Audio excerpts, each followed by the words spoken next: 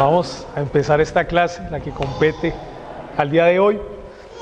No sé si pueden quedar más cerquita, mejor, porque así no voy a gritar. Es que voy a hablar pues con un tono de voz fuerte, pero no tan alto, ¿cierto? Y usted me va a escuchar fácil, no va a hacer tanta fuerza para escuchar.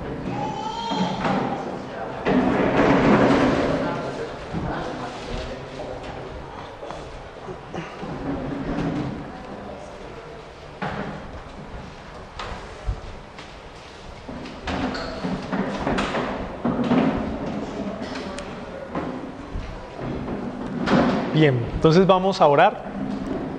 Vamos a empezar orando en esta tarde y arrancamos con la clase que tenemos para el día de hoy. Padre nuestro, en el nombre de nuestro Señor Jesucristo, en esta tarde te damos gracias por la oportunidad que nos das de estar en este lugar. Gracias porque en este santo día, que es tu día, es el día de celebración, es un día donde nos hemos reunido como hermanos para escuchar tu palabra, para aprender más de ti, y ahora nos permites en la tarde continuar estudiando las Sagradas Escrituras para conocerte a través de ellas, no para nuestra propia gloria, sino para tu gloria, no solamente para acumular información, sino también para enseñar a otros lo que de ti hemos aprendido, y para que nuestro orgullo, nuestra soberbia sea quebrantada a través del estudio de las Sagradas Escrituras, Señor. Porque queremos parecernos más a ti, queremos que tú nos conformes a la imagen de tu Hijo Jesucristo. Y por eso estamos en este lugar, Señor. Por eso estamos reunidos, dispuestos y dependiendo plenamente de tu Santo Espíritu. En el nombre de nuestro Señor Jesucristo, amén y amén. Haceme un favor. La gente está tocando, pero el timbre se nos dañó. El botoncito blanquito y... Bien, mis hermanos.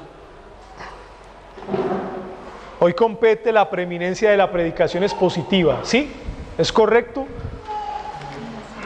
¿O estoy equivocado? Están dentro del punto de la adoración, me imagino, ¿cierto? Entonces sí compete. Sí compete.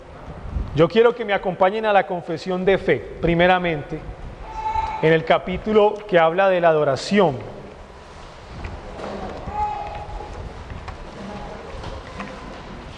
Y nos ubiquemos precisamente en ese capítulo.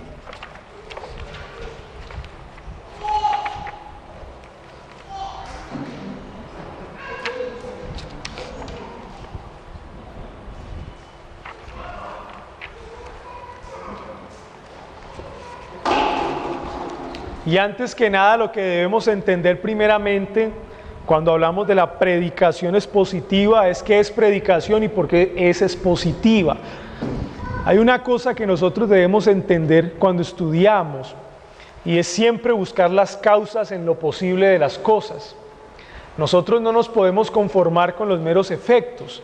Los efectos es lo que nosotros vemos y las oraciones ya construidas, los términos construidos. Por ejemplo, nos dicen, vamos a estudiar sobre la predicación expositiva, pero no nos explican qué es predicación y qué es expositivo. Entonces, el error que uno comete como estudiante es que uno adquiere la información ya construida, y esa misma información construida es la que uno le da a los otros, pero nadie sabe por generaciones por qué o qué significa, o cuáles acontecimientos ocurrieron para que ese término se diera. Así que, ¿qué es predicación? Y para entender el término de predicación necesitamos irnos bien atrás, al periodo incluso griego, cuando la comunicación de una persona a otra, comunicando un mensaje específico que acorta la distancia entre el que enseña y el oyente, se le empezó a llamar homilía. Homilía, de ahí viene el término homilética. ¿Y qué es la homilética? La homilética es el arte de la predicación.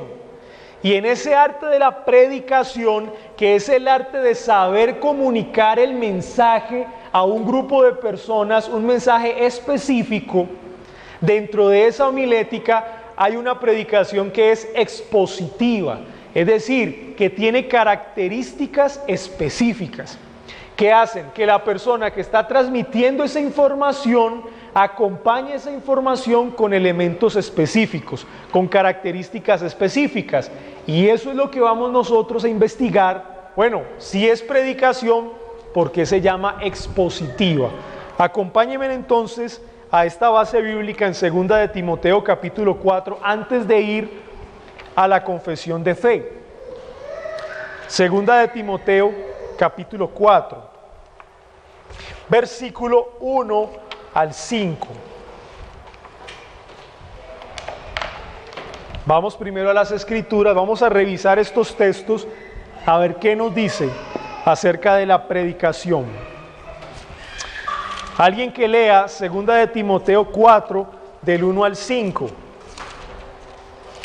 Me encarezco delante de Dios y del Señor Jesucristo, que juzgará a los vivos y a los muertos en su manifestación y en su reino. Que predique la palabra, que estés a tiempo y fuera de tiempo. Redarguye, reprende, exhorta con toda paciencia y doctrina, porque vendrá tiempo cuando no sufrirán la sana doctrina, sino que teniendo comezón de oír, se amontonarán maestros conforme a sus propias concupiscencias, y apartarán de la verdad el oído y se volverán a las fábulas. Pero tú sé sobrio en todo, soporta las aflicciones, haz obra de evangelista, cumple tu ministerio. Primero, esta es una carta pastoral. Tiene instrucciones específicas para un pastor de lo que ese pastor tiene que hacer específicamente con una iglesia local. Y dentro de esas instrucciones, Pablo quiere que Timoteo entienda algo que debe guardar. ¿Y qué debe guardar él? La fiel predicación de la palabra, versículo 2. Que predique la palabra dentro de la iglesia local. ¿Cuándo? En todo tiempo. Esas son las respuestas que nos da el texto. El mismo texto nos las está dando. ¿Delante de quién? Delante de nuestro Señor Jesucristo, que cuando tú predicas se convierte en un juez. O te recompensa si lo haces bien, o te castiga si eres infiel. Por eso el versículo 1, te encarezco delante de Cristo, juez tuyo. Bien, ¿cómo lo voy a hacer? Bueno, redarguye, versículo 2, reprende, exhorta con toda paciencia y doctrina. Así que aquí hay elementos de una buena predicación. Esa predicación debe llevar a que el Espíritu Santo redarguya a los oyentes, debe a reprender a los oyentes y debe exhortar a los oyentes con toda paciencia y argumentos humanos. No, doctrina, dice el texto, y doctrina. En otras palabras, ya el predicador expositivo es una persona que va a transmitir un mensaje específico. ¿De dónde?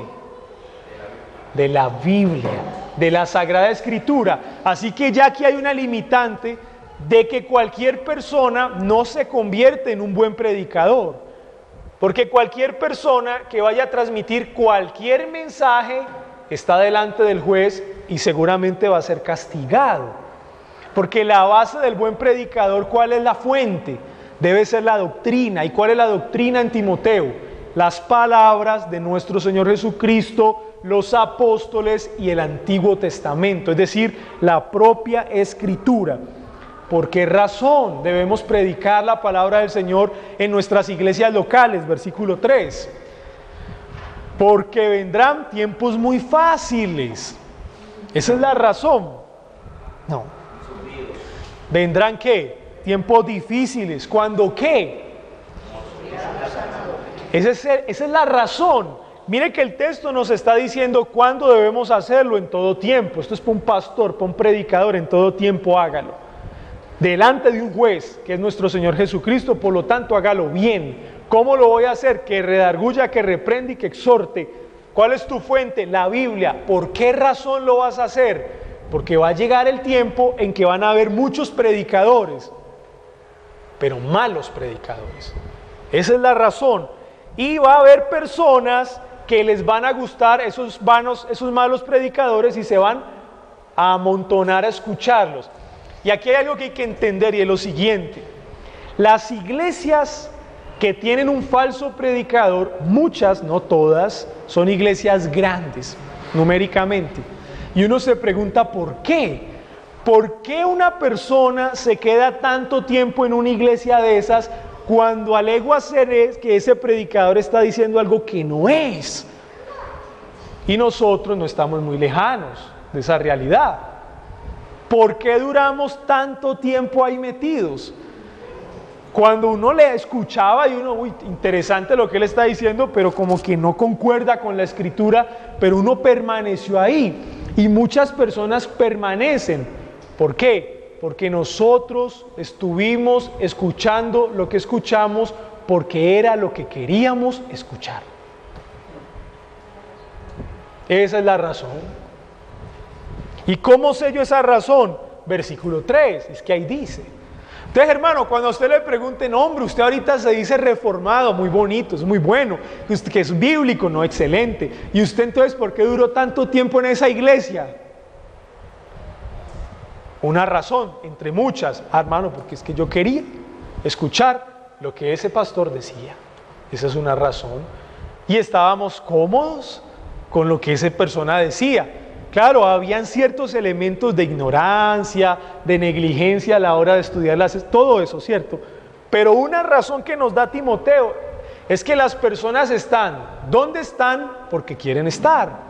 Y las personas escuchan lo que escuchan porque es lo que quieren escuchar. Entonces, en el momento en el que usted dice, no, pero vamos a ser bíblicos, usted ya se incomoda con la enseñanza.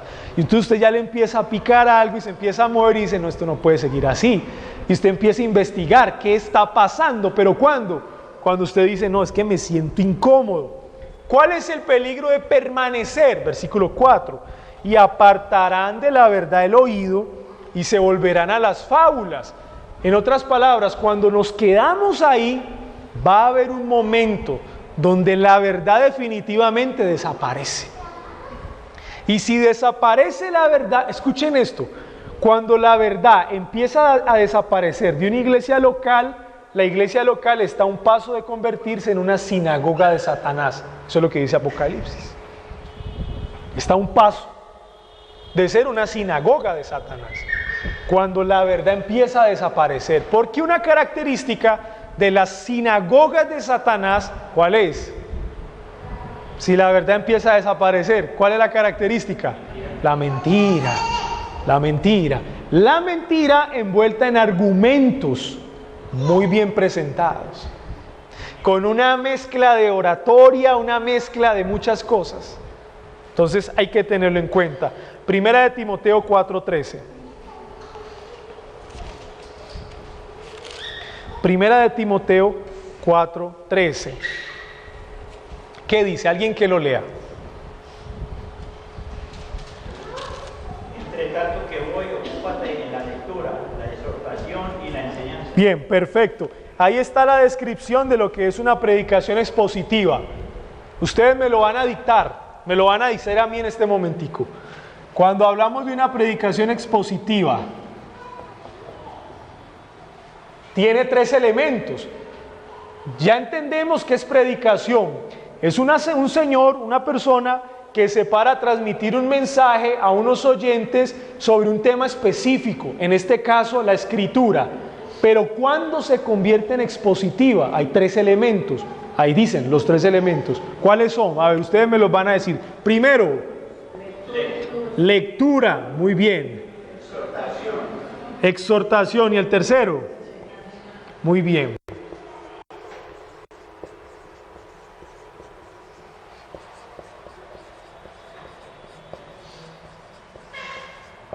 Son 3 elementos que el texto dice, es decir, si los 3 elementos están en una predicación, la predicación es expositiva. Si hay lectura, hay exhortación o hay enseñanza, la predicación es expositiva. De ahí viene el término expositivo. ¿Cómo también lo podríamos decir? Si hay lectura, hay explicación y hay aplicación. Son los mismos tres elementos: lectura, explicación y aplicación. Y esos tres elementos son los que forman la predicación expositiva. Si una predicación no tiene estos tres elementos, lectura, explicación y aplicación, no es expositiva. ¿Cómo usted se da cuenta cuando una predicación es expositiva? Tres elementos. ¿Cuáles son? Lectura, explicación y aplicación. Cuando el predicador habla y nunca lee el texto, ¿qué tipo de predicación es?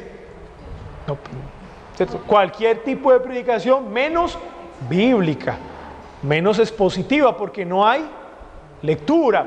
Y eso es muy de moda. Ahora pasa el predicador, el pastor muy famoso de una iglesia local, y él va con la Biblia en la mano y él deja la Biblia ahí y empieza a hablar. Y yo me acuerdo que en 1995, cuando el Señor me llevó a Jerusalén, yo vi y empieza el hombre a hablar y no, historias muy bonitas, sí, que usted puede hasta llorar escuchando y todo, y usted dice, uy, qué enseñanza. Hay cosas que uno dice, uy, qué vida la de este hombre, sí, pero ¿qué predicó? No, nunca abrió la Biblia. Al final termina diciendo, muchas gracias por su atención, Dios les bendiga, amén. Y dice, pero nunca abrió la escritura, nunca. Entonces, la lectura de la palabra del Señor es un elemento importante en la predicación expositiva. Segundo, la explicación. Se debe explicar. Pregunto, ¿qué se debe explicar? El texto que el predicador escogió, no otro. Ese texto es el que se debe explicar. ¿Cómo lo debe hacer? Bueno, según la capacidad que el Señor le dio a ese predicador, porque no todos los predicadores son iguales. Según esa capacidad, Él lo explica. Tercero, lo aplica a la iglesia. Lo aplica a la iglesia. En otras palabras, cuando usted escucha un sermón, ¿cuál es la pregunta que usted se debe hacer? ¿Cuál es la pregunta realmente? ¿Usted ha pensado en eso? Cuando usted escucha un sermón, ¿cuál es la pregunta que usted se debe hacer al finalizar el sermón? Pero en palabras castizas, bueno, ¿esto para qué me sirve? Es decir, ¿de qué me sirve a mí venirme a escuchar un señor a dar un sermón casi de una hora? ¿Para qué sirve eso? ¿Cuál es la diferencia de yo leer la Biblia en mi casa? Pues, cierto, de ponerme a leer comentarios bíblicos en mi casa, para escuchar a un señor una hora ahí. ¿Eso de qué me sirve? Ah, bueno, ahí viene la aplicación. Es porque el predicador me va a decir a mí qué tengo que hacer en una situación o momento determinado de mi vida. Y eso es crucial, porque es que al final es eso lo que me va a edificar a mí completamente, porque si no hay aplicación, la explicación nos edifica hasta cierto punto, porque es información nueva que estamos recibiendo, sí, pero no sabemos qué hacer con ella. ¿De qué me sirve saber cuál es la correcta interpretación de un texto bíblico si yo no sé para qué me sirve el texto bíblico? Entonces, ¿cuándo se completa la edificación? Cuando el predicador no solamente me dice qué significa ese texto, sino que él me dice a mí para qué me sirve ese texto. Y cuando yo entiendo y digo, es que yo tengo que hacer esto en estos momentos de mi vida y el Señor me va a ayudar, eso es diferente. Entonces usted sale del culto, usted sabe lo que tiene que hacer. Usted se va para su casa y usted dice, yo tengo que hablar con esa persona. Mire la predicación, el Señor me habló, yo tengo que decírselo. Pero ya sé cómo decírselo, es que yo no sabía cómo, pero hoy escuché, sé cómo decírselo. O tengo tantas áreas que cambiar en mi vida, yo no sabía cómo hacerlo, hoy aprendí cómo hacerlo.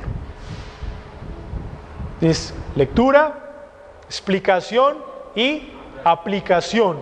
3 elementos de la predicación expositiva. Estamos. ¿De dónde lo sacamos? De 1 de Timoteo 4:13. Ahí está. Segunda de Timoteo 3:15. Segunda de Timoteo 3:15.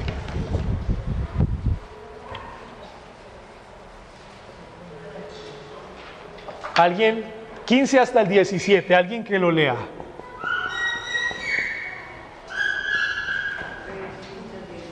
Y que desde la niñez has sabido las sagradas escrituras, las cuales te pueden hacer sabio para la salvación por la fe que es en Cristo Jesús. Toda la escritura es inspirada por Dios y útil para enseñar, para redarguir, para corregir, para instruir en justicia, a fin de que el hombre de Dios sea perfecto, enteramente preparado para toda buena obra. Aquí hay una cosa muy bonita para los que tienen hijos, en el versículo 15, y que desde la niñez como Timoteo ha sabido las sagradas escrituras. Bueno, y ¿cuál es la primera pregunta que uno le hace al texto? ¿Cuál? Que desde la niñez ha sabido las sagradas escrituras. ¿Cuál es la pregunta? Obvia. ¿Cuáles escrituras? Pues esa es la primera pregunta, porque es que Pablo le está escribiendo a Timoteo en el 66 después de Cristo, y el canon del Nuevo Testamento no había sido completado, y habían libros que hacen parte del Nuevo Testamento que estaban girando alrededor de muchas iglesias locales. ¿Cuáles son las escrituras específicamente hablando? El Antiguo Testamento, muy bien. Timoteo conoció el Antiguo Testamento, tal vez algunos escritos del Nuevo que llegaron a sus manos, pero específicamente el Antiguo, las cuales te pueden hacer ¿qué? ¿Sabio para qué? ¿Por la fe en quién? No, pero ¿cómo así? No es el Antiguo Testamento, pues. O sea que con leer, explicar y aplicar el Antiguo Testamento una persona puede ser salva. ¿Y por qué? Porque habla de Cristo. ¿Y cómo yo sé que Timoteo entendió que el Antiguo Testamento habla de Cristo? Porque ahí dice, el versículo 15 dice, te puede hacer sabio para la salvación por la fe en Cristo Jesús. O sea que posiblemente su abuela y su mamá eran dos mujeres que interpretaron el Antiguo Testamento a la luz de nuestro Señor Jesucristo. Eran dos mujeres cristocéntricas. O sea que cuando ellas les explican a Timoteo el Antiguo Testamento, le decían, aquí, ¿dónde ves a Cristo? Le decían a Timoteo. Y Timoteo empezaba a buscarlo y le explicaban dónde estaba Cristo. ¿Ven la importancia? Pero tuvo que haber un ejercicio de estos, versículo 16. Entonces, toda la escritura es inspirada por Dios. Toda escritura. Toda. O sea, no hay ninguna parte de la escritura que no lo sea. Eso se llama inspiración plenaria y verbal. No existen grados de inspiración y toda es inspirada por el Señor. ¿Con qué propósito? Mencióneme en el primero. Propósito 1, para enseñar. Segundo, para. Tercero, para. Cuarto, para. Muchos buenos propósitos. Son propósitos que describen una predicación expositiva. Tanto en la explicación como en la aplicación se enseña, se redarguye, se corrige y se instruye. Versículo 17. ¿Cuál es el fin mayor? ¿A fin de qué? El hombre de Dios sea perfecto. Perfecto es qué. La predicación expositiva nos hace perfectos, pero ¿qué es perfecto? Perfecto, sin pecado remanente. No, posible. ¿Qué es perfecto? Bueno, nos lleva a un estado de madurez en Cristo. O sea que la predicación expositiva hace madurar a los oyentes más que la predicación no expositiva. Es por esa razón que cuando una iglesia está enseñada a recibir una predicación expositiva, sí es más madura en la fe que la que no lo tiene. Es más madura. ¿Por qué? Porque el hombre de Dios, la mujer de Dios está enteramente preparada para toda buena obra. Y a pesar de que la Escritura no es un libro propiamente de ciencia, te prepara para abordar temas de ciencia. A pesar de que la Escritura no es un libro meramente de historia, te prepara para abordar la historia porque te enseña al Dios de la historia, al hacedor de la historia. Así que sí nos prepara enteramente para toda buena obra. Esto es muy interesante. La verdadera predicación es llamada expositiva, leer, explicar y aplicar la palabra de Dios. Ahora sí vamos a la confesión de fe. Estos son algunos argumentos bíblicos para nosotros entender por qué es expositiva. Tiene 3 elementos y lo vimos por la palabra del Señor. ¿Qué dice la confesión de fe al respecto? Sobre el tema. Vamos a buscar el capítulo. ¿Qué capítulo es? ¿Cuál sigue? ¿Tiene la confesión de fe ahí? ¿Qué capítulo es?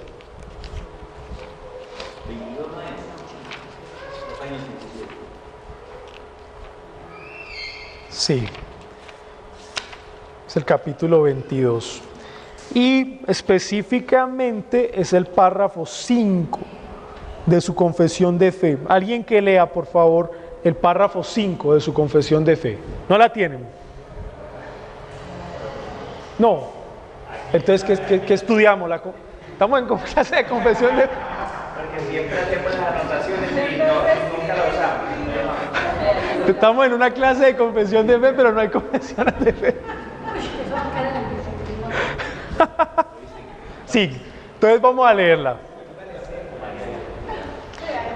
Sí, porque yo le digo a usted qué dice y usted me dice, eso sí será verdad. Eso sí dice la confesión de fe. Yo le estoy dando un párrafo diferente. Entonces hay que mirarlo, ¿cierto? Ese es el capítulo 22, pero como yo tengo otra confesión, no es la misma página. No otra confesión, otra edición. Dice así, voy a leerlo. Párrafo 5. La lectura de las Escrituras, la predicación y la audición de la palabra de Dios, la instrucción y la amonestación. Ahora añade, por medio de salmos, himnos y cánticos espirituales, el cantar con gracia en el corazón al Señor, como también la correcta administración del bautismo y la cena del Señor. Todos estos elementos están dentro de la adoración. Ahí dice, todas estas cosas son parte de la adoración religiosa a Dios que ha de realizarse en obediencia a Él. ¿Cómo? Nos responde, con entendimiento, fe, reverencia y temor piadoso. Algo más, la humillación solemne, con ayunos y las acciones de gracias en ocasiones especiales han de usarse de una manera santa y piadosa. Así que aquí viene la pregunta crucial. ¿En qué tema la predicación expositiva está? ¿Hace parte de cuál tema? De la adoración. ¿Qué vieron hace 8 días? ¿Qué estamos viendo hoy? Adoración. O sea que el tema de la predicación expositiva es un tema de adoración, no se puede salir de ahí. Y aquí viene la pregunta, porque si uno no pregunta, entonces, ¿cómo yo sé que eso es verdad o que significa lo que significa? ¿Qué es adoración? Ya ustedes me tienen que responder eso perfectamente, porque son personas muy juiciosas, estudiantes muy fieles. ¿Qué es adoración entonces?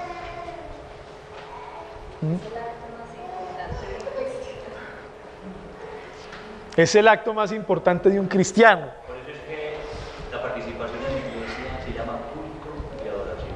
Es la humillación, en donde hay una participación exactamente. Entonces, la adoración o es el todo o hace parte del todo. Es el todo. La adoración es el todo. La adoración es el todo. Y dentro de ese todo hay partes, como por ejemplo, la predicación expositiva es una, la lectura de la palabra que hace parte de la predicación expositiva. ¿Cuál más? Los cánticos, himnos, salmos. ¿Qué más? La correcta administración de los sacramentos, está el bautismo, está la cena, hace parte de la adoración. O sea que la oración también, la ofrenda por acá, sí. Así que la adoración es el todo, es el todo. Y la predicación expositiva es un elemento que conforma la adoración. Hermano, vamos a predicar la palabra de Dios. Hermano, hagamos unos cánticos. ¿Para qué? Para adorar al Señor. Entonces, ¿qué vamos a hacer? ¿Cómo así? No, pero es que usted va a predicar. ¿Y entonces qué es eso? ¿Adoración? Eso es adoración al Señor. No, pero necesitamos cantar para adorarlo. Seguro que usted necesita cantar para adorar al Señor.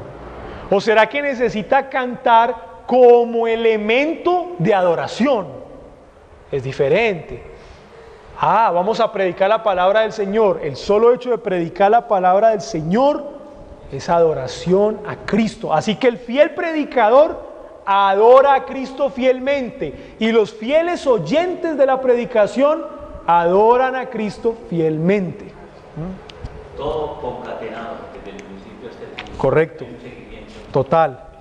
Sí, Señor. Por eso es que los himnos hacen parte de la predicación. Ahora, por eso es que cuando hablamos de himnos, cánticos y salmos y todo esto, ¿qué es? Es la palabra de Dios cantada. Y si no es literalmente cantada, son letras que salen de la palabra del Señor. Porque ¿cuál es la adoración más segura? La palabra de Dios. Por eso decimos, mi canción es tu palabra. En este caso, mi predicación es tu palabra, Señor. Así que la predicación expositiva hace parte de la adoración, porque la adoración es el todo. Es por eso que un creyente puede adorar al Señor en cualquier lugar. En cualquier lugar. Y es más, este acto que estamos haciendo acá, de ir a la palabra del Señor y de explicar los versículos que explicamos en Timoteo, se convierte en un acto de adoración al Señor. En otras palabras, no hemos dejado de adorarlo. ¿Qué les quiero decir con esto? Que nosotros no podemos entender la adoración como sinónimo de música. No. La música es un elemento muy importante en la adoración. Los cánticos son importantes en la adoración. Los salmos y los himnos son importantes, pero no son sinónimos. Porque es que yo puedo cantar muy bonito y no adorar al Señor. Ese es el punto. Así que la adoración es el todo, y en ese todo hay elementos, y en esos elementos hay uno que es la clase de hoy, la predicación expositiva. Un buen adorador tal vez es un buen predicador. Un buen predicador es un buen adorador. Y unos buenos oyentes son buenos adoradores, porque están escuchando la palabra fiel de Dios. Así que esto es muy importante. Y esto es lo que propiamente la confesión de fe nos dice: la lectura de las Escrituras, la predicación y la audición de la palabra de Dios. Así que no solamente el predicador expositivo debe ser fiel a la palabra de Dios, sino que los oyentes deben estar prestos a escuchar atentamente la predicación de la palabra de Dios. Deben estar prestos a escucharla. Y más cuando el oyente ha entendido que ese tipo de predicaciones no abundan. Es que no abundan, son poquitos. Y si usted se pone a mirar, son poquitos los predicadores fieles a las Sagradas Escrituras. Entonces, con mayor razón vamos a atesorar más esa predicación y a ese predicador. O sea, vamos a atesorar más su enseñanza, porque este es un tiempo que el Señor nos está regalando en Colombia de un despertar de la predicación expositiva. Es un despertar porque en el siglo XX, aunque ya había reforma en Colombia y en Latinoamérica, no había tanto extendimiento, tanta extensión. No la había. Y apenas ahorita en el siglo XXI es que empieza a aparecer. Y no es casualidad, porque esto hace parte de una ola de avivamiento que el Señor está trayendo. ¿Y cómo está trayendo ese avivamiento? ¿Cuál es el instrumento que está usando? La correcta predicación de las Escrituras. Es a través de la correcta predicación de las Escrituras que el Señor está llamando a las personas. Y mira el trabajo que está haciendo el Señor. El Señor se está preocupando por sacar a su pueblo elegido de iglesias erróneas. ¿Ustedes no han visto eso? El Señor se está preocupando por eso y está utilizando la predicación fiel de la palabra para atraer a su pueblo elegido que está siendo engañado.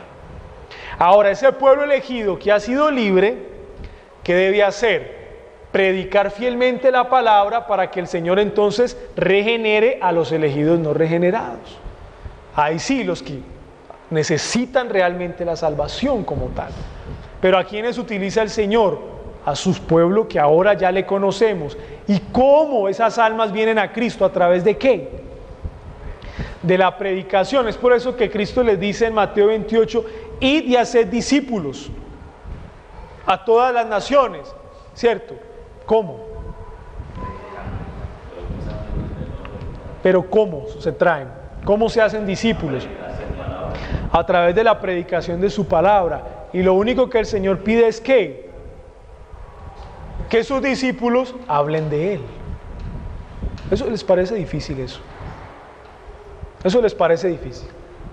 Eso fue lo que el Señor pidió. Ustedes hacen discípulos y hablan de mí. ¿Saben una cosa? Esa proposición tan fácil en nuestro tiempo, ¿dónde está? Hablar de Cristo.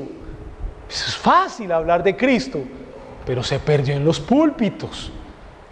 Es más, los predicadores expositivos no solamente muestran a Cristo en el Antiguo Testamento, sino que deben mostrar a Cristo ¿dónde?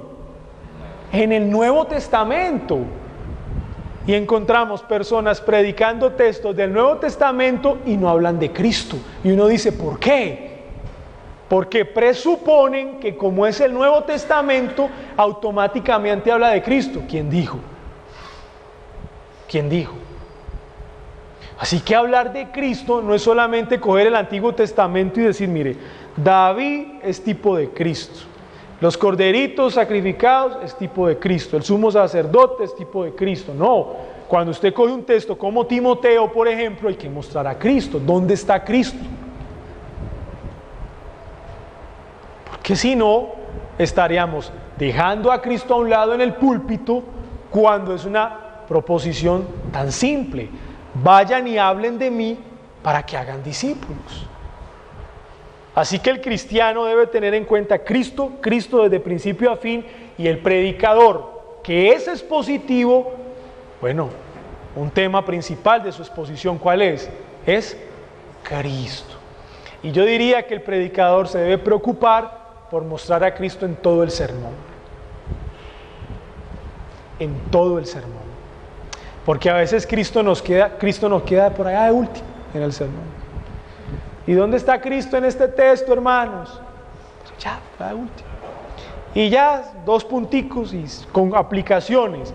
Pero yo creo que Cristo se debe mostrar de principio a fin. Tal vez en una parte del sermón va a haber un punto donde se va a exaltar con más fuerza a Cristo. Pero la gente debe verlo de principio a fin en la predicación expositiva. Eso es algo fundamental. Muy bien. ¿Cuál es el contenido entonces de la predicación expositiva? ¿Qué contiene la lectura, la explicación y la aplicación de la palabra del Señor? Todo el consejo de Dios. Vamos a Hechos.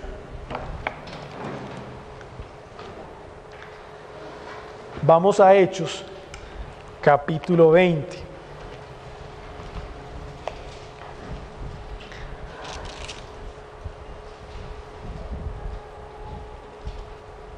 Versículo 26 y 27. ¿Qué dice?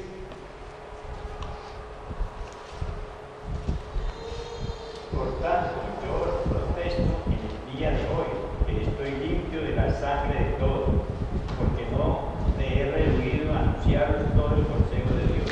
¿Y qué es todo el consejo de Dios según el libro de los Hechos 20?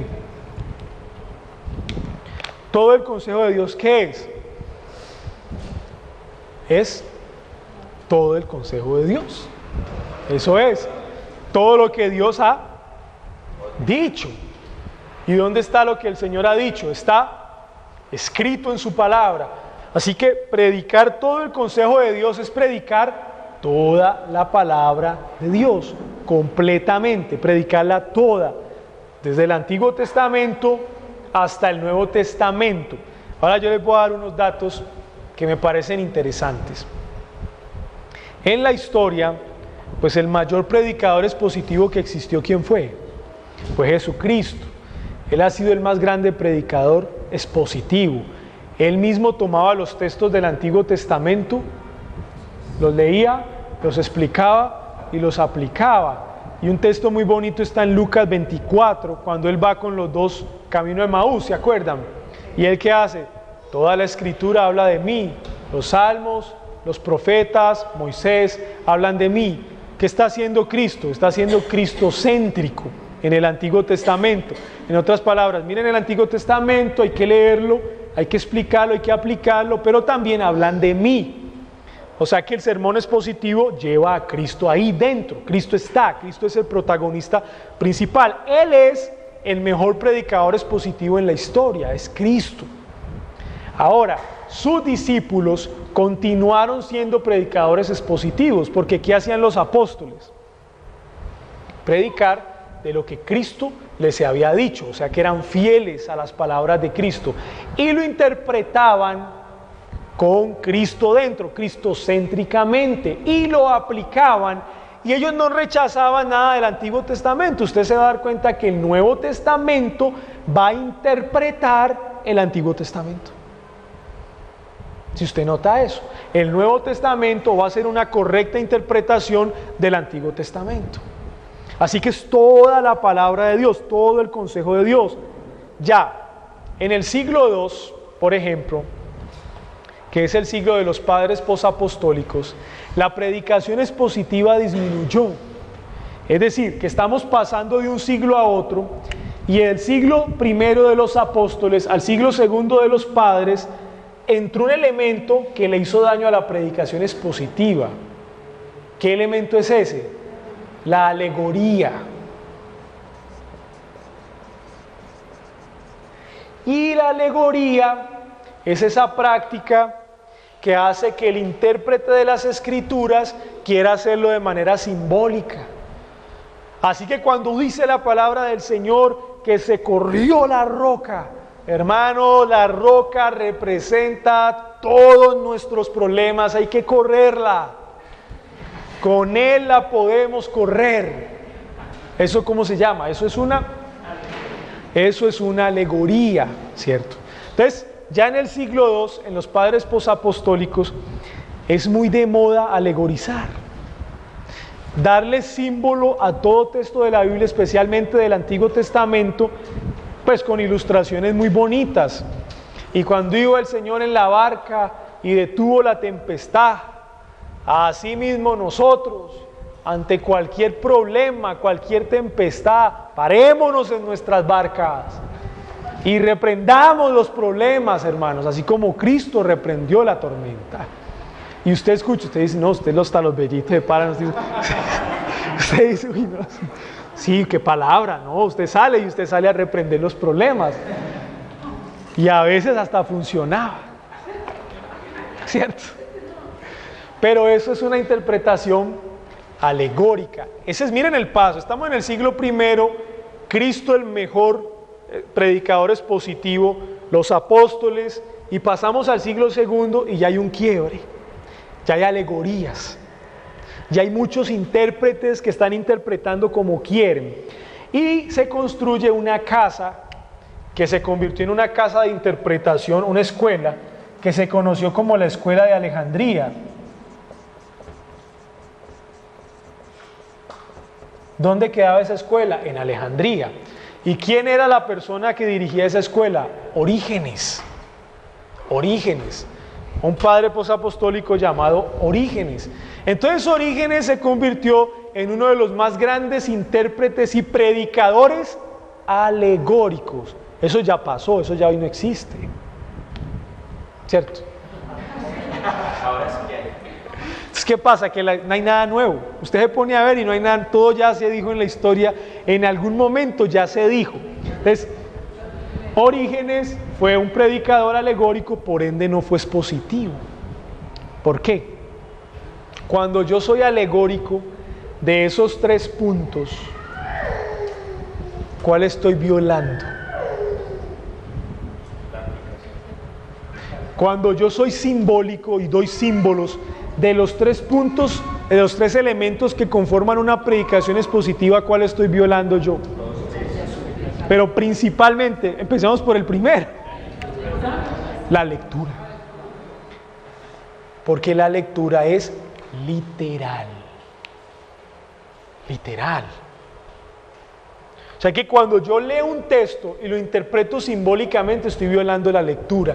Porque es que la mera lectura del texto ya nos da explicación y nos da aplicación directa. Porque el primer elemento de la interpretación es hacerlo literalmente, hasta donde se deba hacer literalmente. Pero es el primer aspecto. Entonces, cuando uno es un predicador alegórico, empieza desde el principio mal. Ya la mera lectura se ha violado. Acompáñenme a Nehemías. Vamos a mirar algo en Nehemías.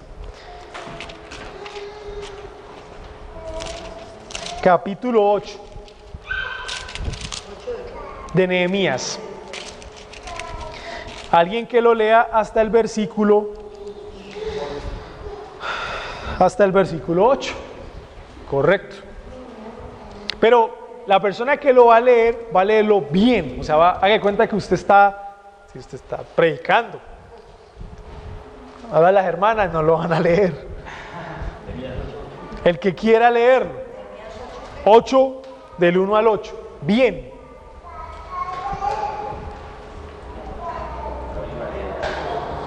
¿Qué dice?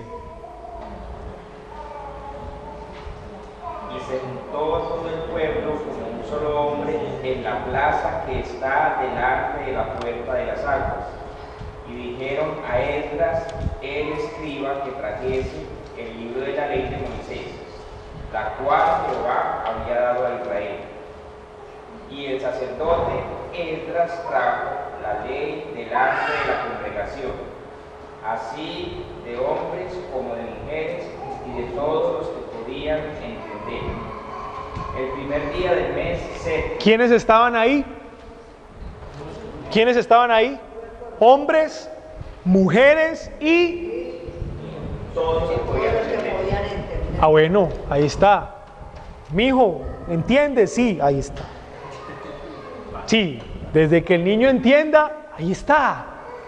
Todos los que podían entender, porque lo que va a hacer Esdras es que él va a dar una exposición elocuente. No. Para que el niño no entienda. No, eso no es lo que él va a hacer. Siga, hermano. Y leyó en el libro delante de la plaza que está delante de la puerta de las aguas, desde el alba hasta el mediodía, en presencia de hombres y mujeres, de todos los que podían entender. Y los oídos de todo el pueblo estaban atentos al libro de la ley. ¿Qué iba a hacer Esdras? ¿Qué hizo Esdras? Leer. Lectura, leer. Él lo que va a hacer es leer delante de todo el pueblo. 4.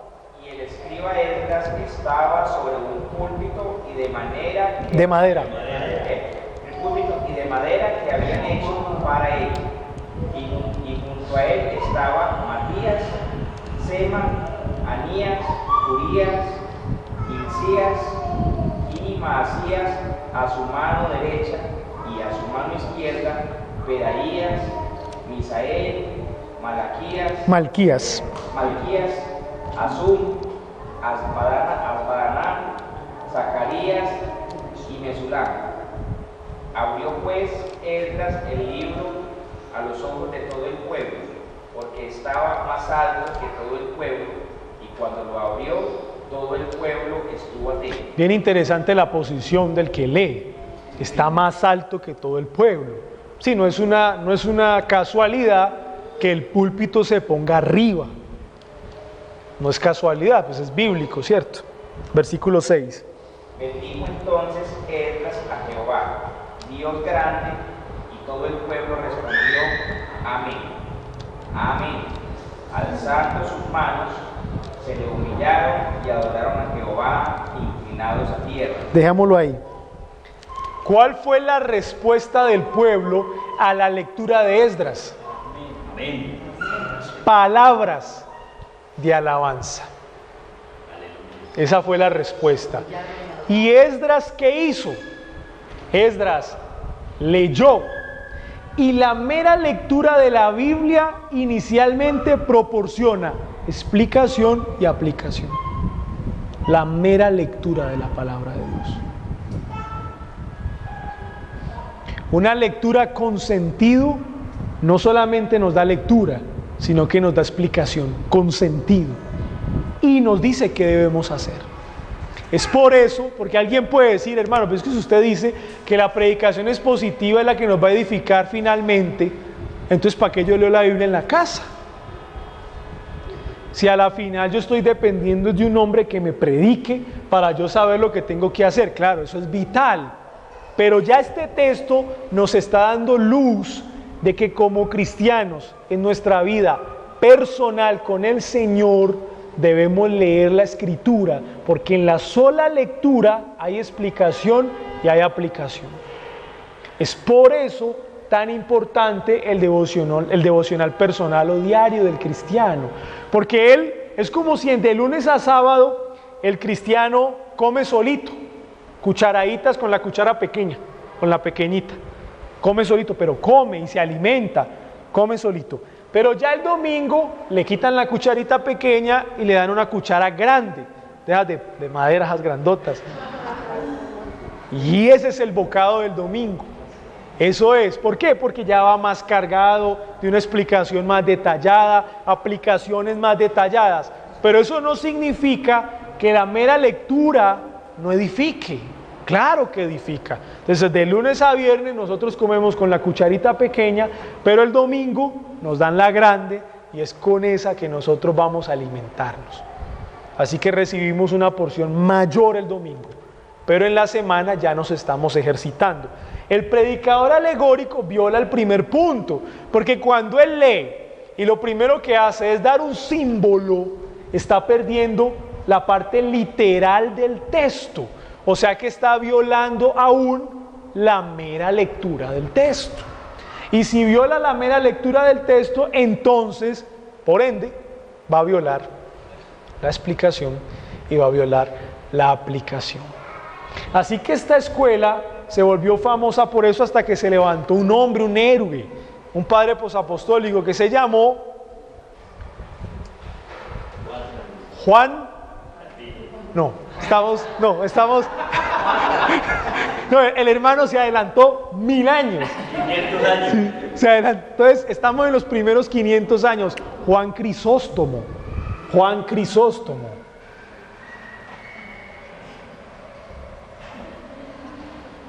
Y Juan Crisóstomo dijo, no, es que la interpretación de la Escritura no se puede hacer alegóricamente, hay que volver a ser literales, es decir, hay que leerla normal, hay que buscarle una explicación simple y hay que aplicarla.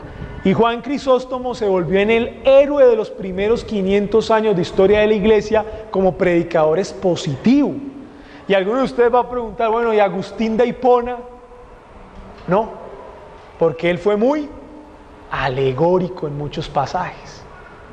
Él fue un gran teólogo, pero muchas interpretaciones de ciertos textos de las Escrituras fue un poquito alegórico. Entonces es mejor poner a Juan Crisóstomo, que es más objetivo en ese tiempo y que sale como el héroe del tiempo de los padres posapostólicos. Ya cuando entramos en la Edad Media, la alegoría se vuelve más grande y se vuelve tan grande que ya los teólogos en la Edad Media predicaban sin Biblia. Ya se paraban o donde estuvieran y empezaban a hablar. Normalmente hablaban de algo, de sus experiencias. Por eso el tiempo de la Edad Media es donde se conservan los místicos medievales. Eso es un punto interesante. Los místicos medievales. Por eso medievales, porque es en la Edad Media que surgen los místicos. ¿Quién eran los místicos? A todo le veían un misterio. Por eso ahí viene la palabra místicos. Todo tenía un misterio, todo. Un texto de la Biblia, hay algo misterioso allí. Escuchan un ruido, ahí hay algo misterioso. Ven una sombra pasar por algo que sea, un pájaro o algo, ahí hay algo misterioso. O sea que ven cosas en todas partes, oyen cosas en todas partes. Y cuando van a la Biblia, ven cantidad de cosas menos la Biblia. Así que se vuelven en personas misteriosas. Ahora, voy a aclarar el punto. No todos los místicos medievales fueron tan espiritualistas, no todos. A muchos se les dio el nombre de místicos medievales porque dedicaban su tiempo a la meditación. Entonces quiero aclarar ese punto. Muchos teólogos que leían la Biblia y salían a meditarla al campo, se les empezó a llamar místicos por la práctica de la meditación de la palabra de Dios. Pero entre el término místico para el que medita en el campo y el término místico para el que es espiritualista, a la final el término se confundió. Se confundió. Por eso usted encuentra teólogos prerreformadores que en la Edad Media se les llamó místicos, como Thomas à Kempis, el que escribió un tratado, la Imitatio Christi, la imitación de Jesucristo, que fue pues un tratado que impactó hacia el siglo XII y XIII.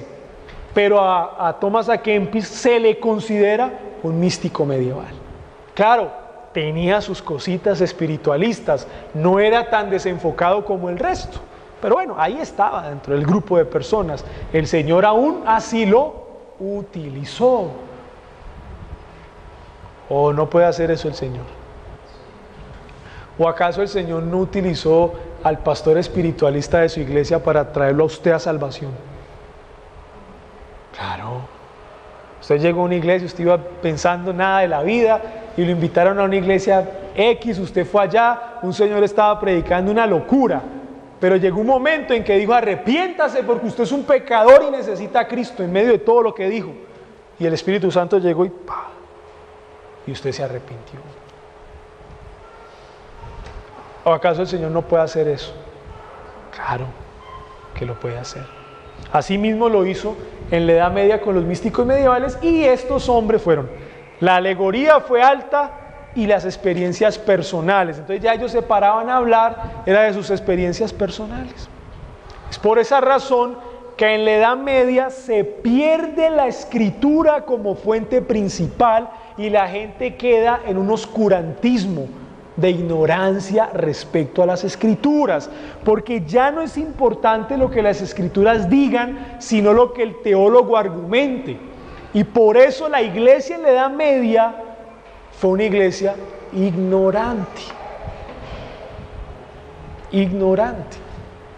Ya cuando llegamos al tiempo de la Reforma, que es donde el hermano entonces, que se nos había adelantado 1000 años, entonces vamos ya al tiempo de la Reforma Protestante.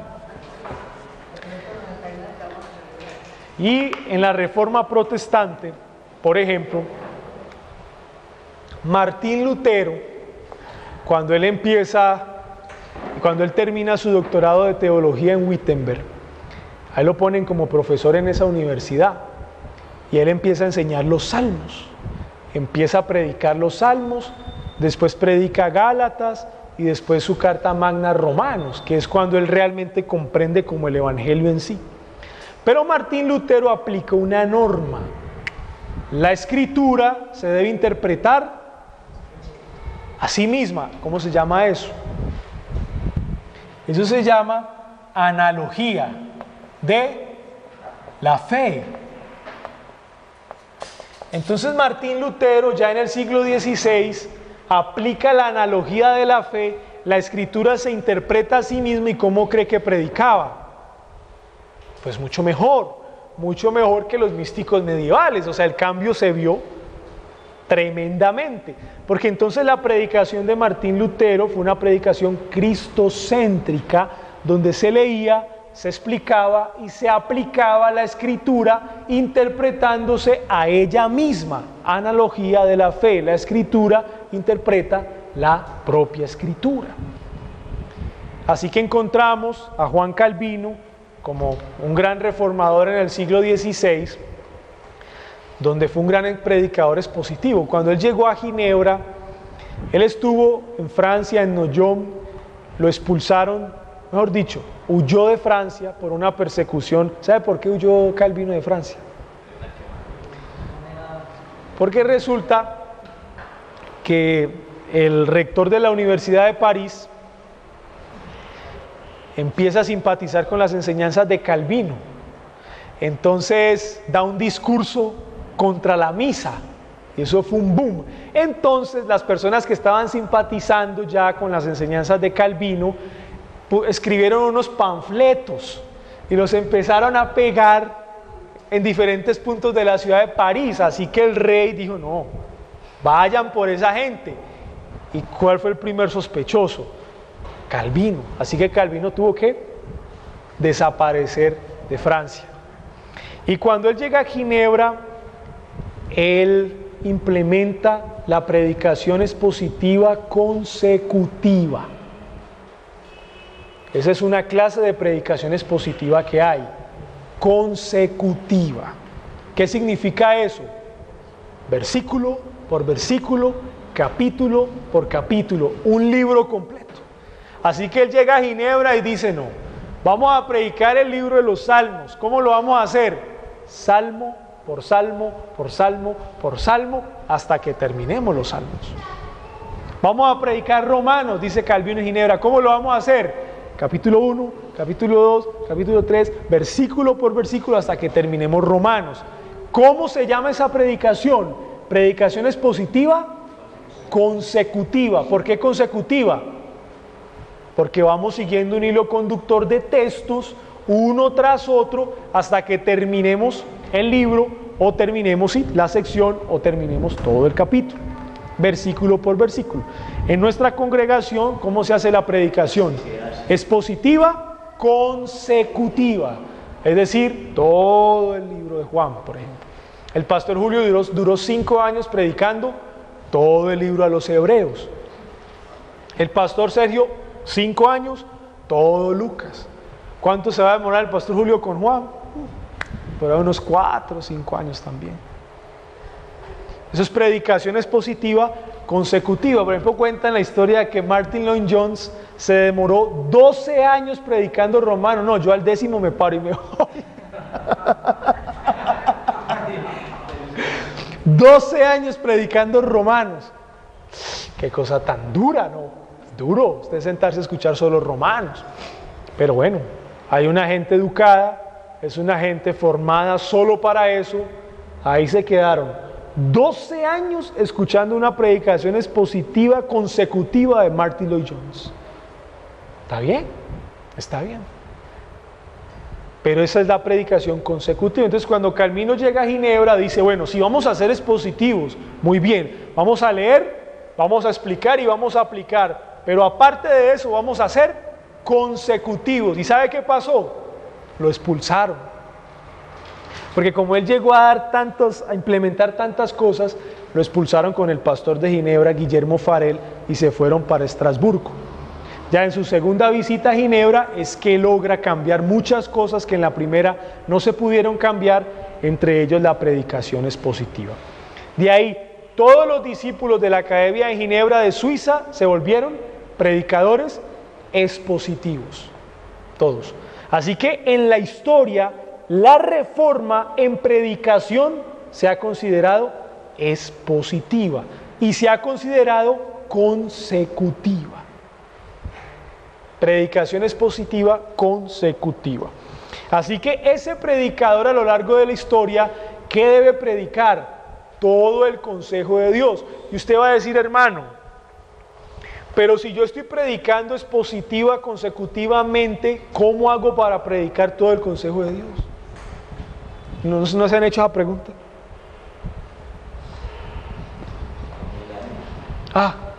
¿Cómo hacemos? Porque si predicar todo el consejo de Dios es predicar toda la Biblia, y a Martin Lloyd-Jones pasa 12 años en Romanos, ¿cómo lo hacemos entonces? Un libro tiene contenido en toda la escritura porque no sale del contexto. Correcto, ahí hay una gran ventaja, y es que cuando usted estudia una carta, un libro completo de la Biblia, Ese mero libro de la Escritura contiene la verdad de toda la Biblia. Eso es algo tremendo que solo pasa en la Biblia. Por eso cuando las personas dicen, bueno, ¿y yo cómo sé que ese libro es la palabra de Dios? 666 libros diferentes, cada quien escribió, pues que es por lo mismo. Porque es un libro que contiene 66 libros más pequeños, escrito en un tiempo de casi 1500 años, y no hay contradicciones, mantiene el mismo hilo conductor, exalta a la misma persona que es Cristo y habla de la misma persona con veracidad que es Cristo. ¿Cómo se llama ese libro? La Biblia es el único. Antes, al contrario, antes eso muestra la confianza que le debemos tener a la Biblia. Mucha confianza. Así que, hasta el tiempo, mis amados hermanos, dentro de la tradición reformada, nos consideramos predicadores expositivos consecutivos. ¿Preguntas?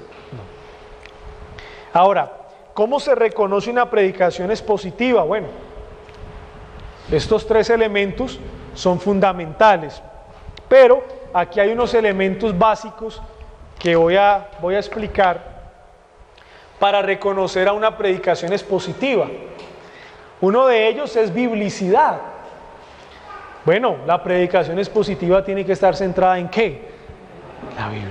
Sí, no en un libro, no que yo venga acá, hermanos, hoy domingo vamos a predicar la palabra del Señor con este libro muy importante, La mortificación del pecado de John Owen. Un buen libro, un buen teólogo, pero no es la Biblia, ¿cierto? Entonces no hay nada que hacer. Biblia, ante todo la Escritura. 2, unidad. Unidad. La predicación expositiva debe tener unidad. Cuando usted salga de escuchar a ese predicador y a usted le hagan esta pregunta, ¿de qué habló el predicador? Usted tiene que decir de qué habló. Cuando usted balbucea, ¿qué está poniendo en duda en la predicación expositiva? La unidad. Porque usted dice, es que él habló de muchas cosas. Él un poquito acá, un poquito acá, un poquito acá. Bueno, pero ¿de qué habló? O sea, ¿cuál fue el tema del predicador hoy? ¿Qué fue lo que la palabra del Señor explicó hoy contundentemente? Entonces, el predicador expositivo mantiene unidad en la predicación. Vamos a hacer un ejercicio. Vamos todos a Juan, capítulo 13. Juan capítulo 13.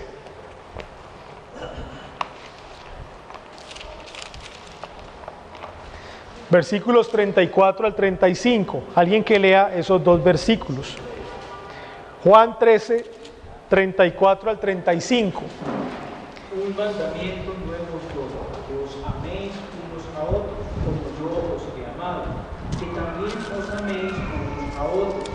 En esto conocerán todos que sois mis discípulos, si tuviereis amor los unos por los otros. Biblia, Juan 13, 34 al 35. Ese es el texto que vamos a predicar hoy.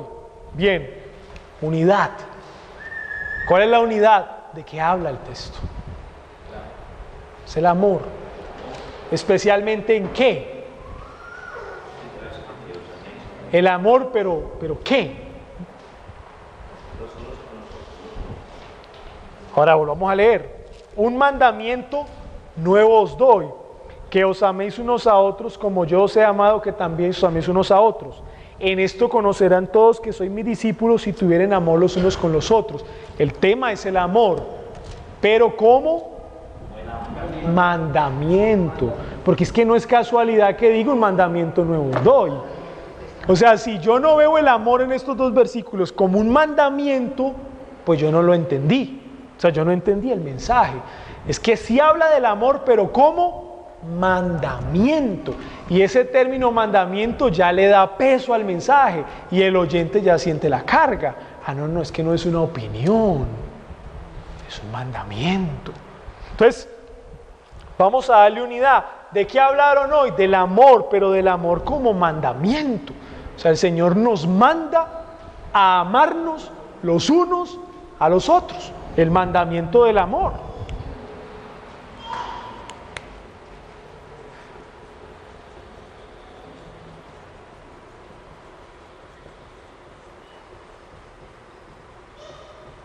Mandamiento del amor. Entonces, cuando usted salga de acá, hermano, ¿de qué hablaron en Juan 13, 34 al 35? Del mandamiento del amor. Esa es la unidad del mandamiento del amor. Hay unidad, ¿cierto?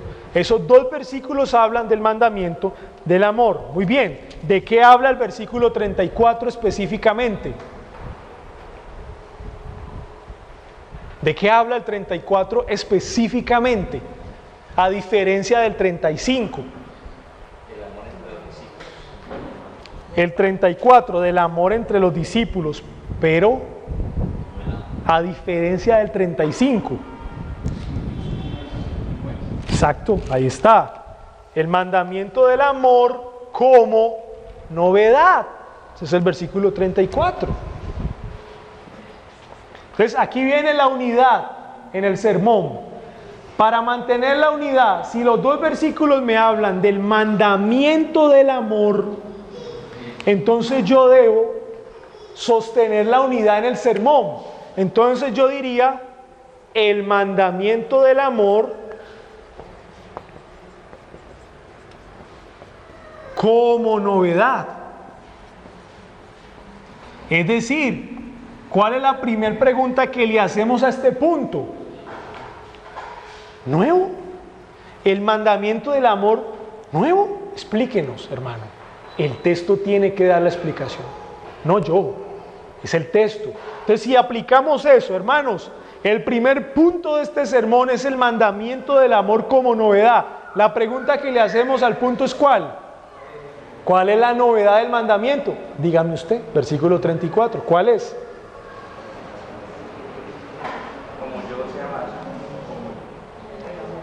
¿Cómo?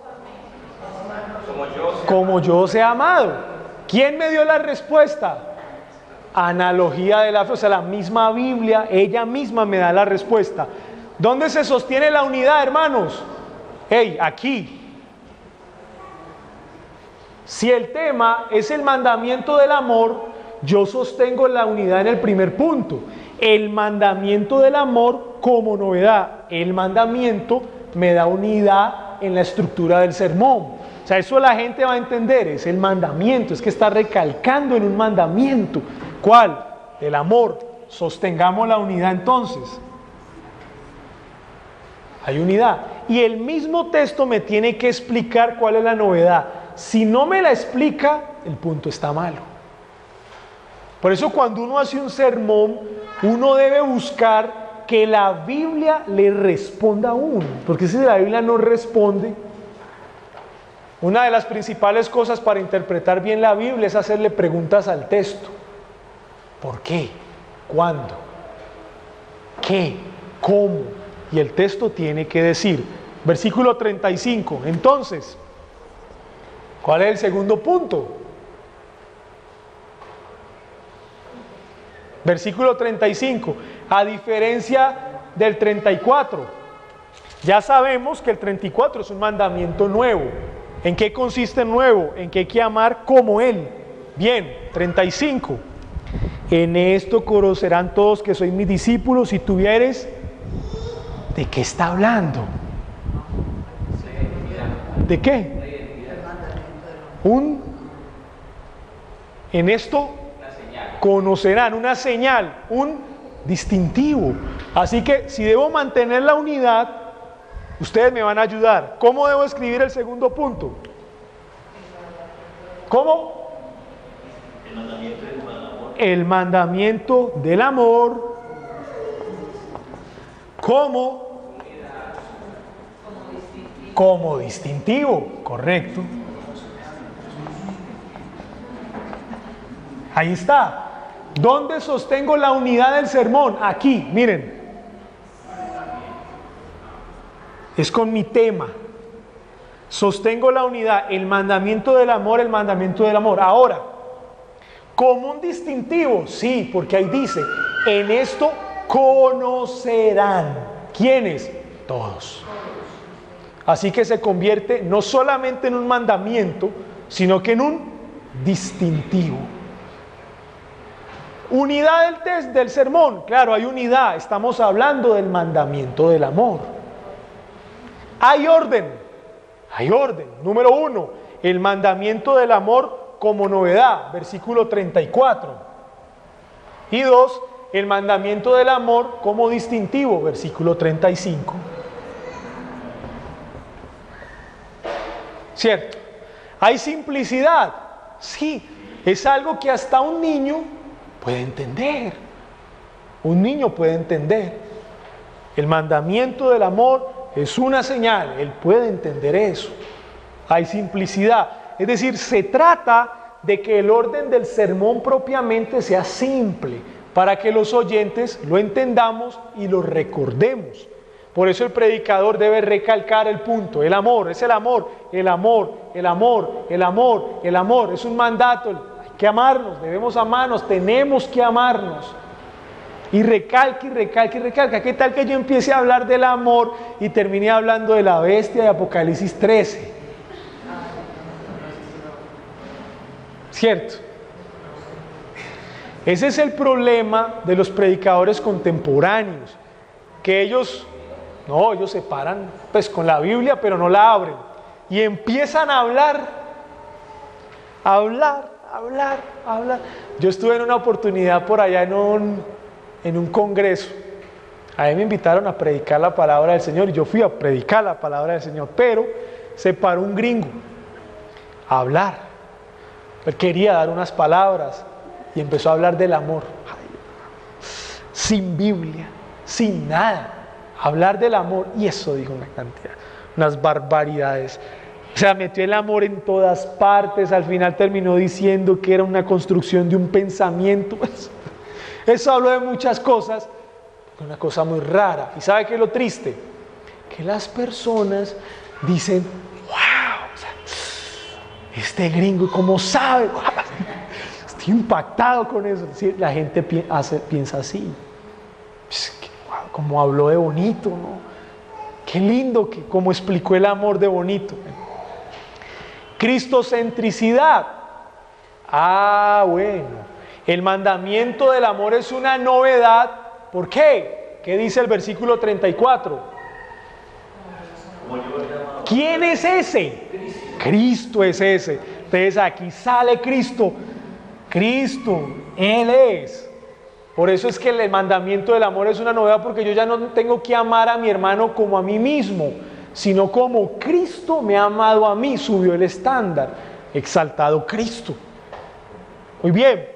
El mandamiento del amor como distintivo, ¿dónde está Cristo en el 35? Sois mis discípulos. Si la gente ve que la iglesia se ama como Cristo los ama, la gente en la iglesia ve ¿a quién? A Cristo lo ve ahí. Exacto. Entonces sale Cristo también ahí. Tiene que tener Cristo. Pero es que, hermano, es que esto es un texto del Nuevo Testamento. Hay que hablar de Cristo. Si no hablamos de Cristo, entonces, ¿quién es la fuente de este amor? ¿Es un distintivo de quiénes? De discípulos, sí, pero ¿de discípulos de quién? ¿De Mahoma o de...? No, de Cristo. Entonces hay que hablar de Cristo.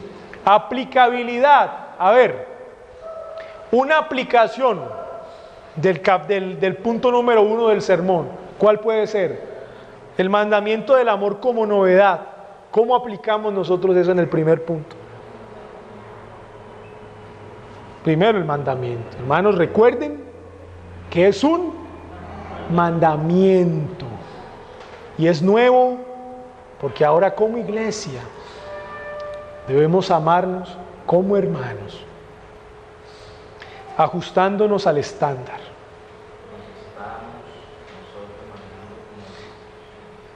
Usted es amado por Cristo, porque usted está acá. ¿Cómo te ha amado Cristo a ti? ¿Perdonó tus pecados? ¿Cuántos pecados? ¿Mereces ese amor? entonces estás amando a tu hermano como Cristo te amó a ti. ¿O no? Ya se empieza a aplicar. ¿Cómo aplicamos el segundo como distintivo? ¿Cuántos teólogos hay acá? ¿Cuántos estudiosas de la Biblia hay acá? ¿Saben una cosa, hermanos? El mucho estudio de la teología o de la palabra del Señor en sí no es un distintivo para ser discípulos de Cristo. ¿Cuánto les gusta hacer milagros acá? Puede haber algo. ¿Cuánto les gusta reprender? Alguien. Pero nada de eso es un distintivo de que somos verdaderos discípulos de Cristo. ¿Saben cuál es, hermanos? Que no solamente la iglesia va a identificar, sino el mundo. ¿Tienes familiares inconversos? Ellos van a ver a Cristo en ti por una cosa. Porque tú eres capaz de amar a un desconocido como si fuera tu propio hermano de sangre. Es más que un hermano de sangre. Y ese es el distintivo que hoy en el siglo de la posmodernidad tenemos como iglesia. El amor los unos por los otros. Derrumba una teología hueca, derrumba a los espiritualistas carismáticos que solo se basan en emociones, derrumba el intelectualismo. Ahora es el amor fundamentado en la verdad que es Cristo. Esa es la señal, ese es el distintivo. Y apasionamiento, pues qué tal que yo les diga esto así. Es nuevo. Como Cristo nos amó, así hay que amar a los demás. Sí. Y el distintivo, pues es el amor. No, cierto. Ahora, lo tremendo es que obviamente el apasionamiento tiene que ver con la forma de ser del predicador, porque pues no todos tienen la misma forma de ser. Sin embargo, aunque el predicador sea un predicador frío, el Espíritu Santo le da pasión en esos momentos. Y la iglesia alcanza a percibir la pasión, aunque el predicador sea de un temperamento muy pasivo. Sí. El Espíritu Santo le da pasión en ese momento, en la predicación o en algún texto o en algún punto en especial. La iglesia siente la pasión del predicador, pero se debe predicar apasionadamente. Se debe predicar siguiendo el sentido, el volumen del texto. Por ejemplo, hermanos, el infierno es una cosa muy horrible. Eso es feo. Eso es terrible.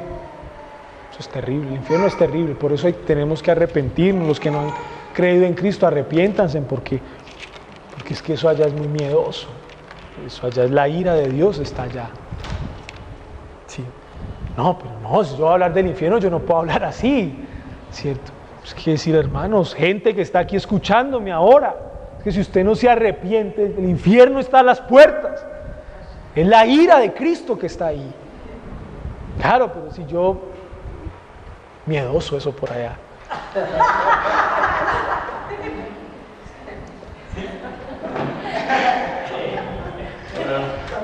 Imagínese usted.